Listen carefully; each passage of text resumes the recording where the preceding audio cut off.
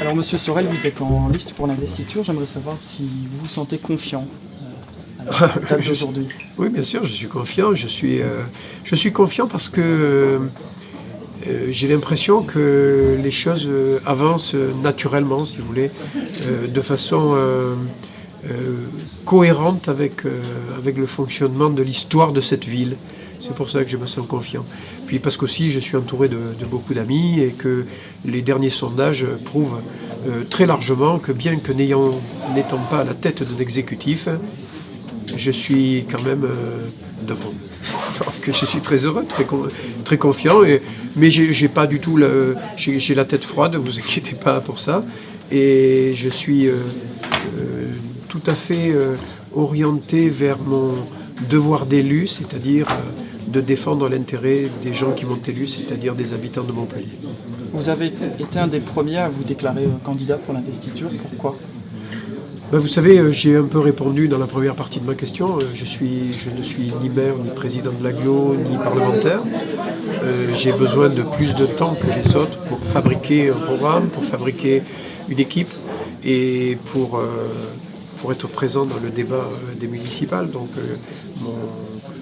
mon timing est un peu particulier, mais il correspond à ma situation politique. Alors ici, vous avez fait un petit peu le bilan de l'action de Jean-Pierre Moore, sans critiquer forcément ouvertement Madame Mandroux. Vous avez indiqué cependant vouloir apporter un renouveau dans une continuité. Oui. Vous pourriez être un peu plus précis? Oui, la continuité, c'est la continuité de mes différents mandats, c'est-à-dire d'abord avec Georges Frêche, puis avec Hélène Mandroux.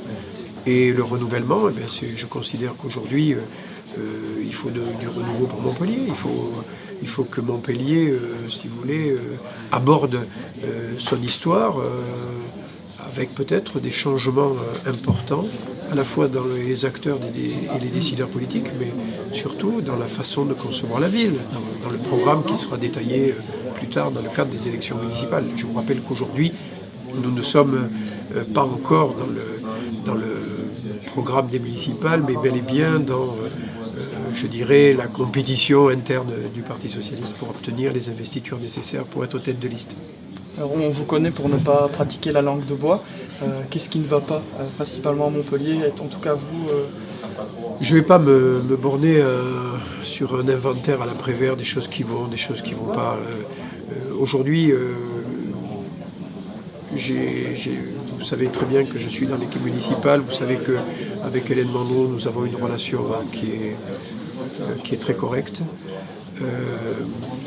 Je respecte le mandat de maire, je respecte le fait que ce soit la première femme élue maire de Montpellier, et je respecte beaucoup le vote des Montpelliérains, le suffrage universel qu'il a porté à la tête de la ville. Donc qu'on ne compte pas sur moi pour formuler ce jour une critique très précise sur l'action municipale dont je fais partie. Mais bien sûr que dans le cadre des élections municipales à venir, je ferai des propositions qui, me semble-t-il, sont nécessaires pour améliorer la vie quotidienne de Montpellier. Alors vous avez reçu ici le soutien affiché de M. Lévita, vous, Mme Guirsat. Qu'est-ce qui fait que dès aujourd'hui vous voulez vous inscrire aux côtés de M. Sorel? Qu'est-ce qui vous a convaincu? C'est ce qu'il a dit, la continuité, le rassemblement, le renouvellement également, mais sans obérer évidemment la tête de l'exécutif actuellement à la ville de Montpellier. Et ça, c'est très important. Maintenant, vous avez eu tout un discours de Max Lévita sur les possibilités que nous offre notre camarade de Cournon-Sec quant à la gestion de la ville de Montpellier. Et ça, c'est les faits qui parlent pour lui. Et ça, je ne peux que le partager. Une dernière question. Vous avez dit tout à l'heure, concernant l'investiture, n'exclure aucune hypothèse. Oui, ça veut dire que je suis aujourd'hui en lice pour l'obtention de l'investiture du Parti socialiste pour le premier des socialistes pour la ville de Montpellier. C'est ainsi que cela se nomme dans le cadre du vocabulaire spécifique du Parti socialiste. Et j'ai dit que si je n'avais pas cette investiture, je n'exclurais aucune hypothèse. Mais je m'en tiens là. Si je peux rajouter un mot par rapport à ce que dit Philippe Sorel, moi en tant que militante du Parti Socialiste, je fais également partie d'une association qui s'appelle Militer Autrement, et c'est nous qui avons mis en ligne la pétition concernant justement les fichiers propres de la fédération. Et Philippe Sorel est un candidat à la candidature qui est important pour le parti, et il partage cette vision.